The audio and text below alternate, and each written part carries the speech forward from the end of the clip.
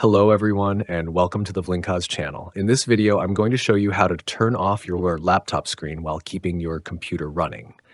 This allows you to close the lid and keep programs running in the background. And now let's get started.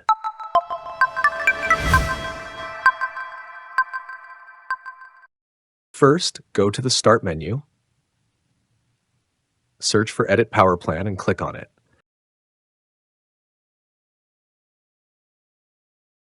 Under Put the Computer to Sleep, set both options, on battery and plugged in, to never, then click Save Changes.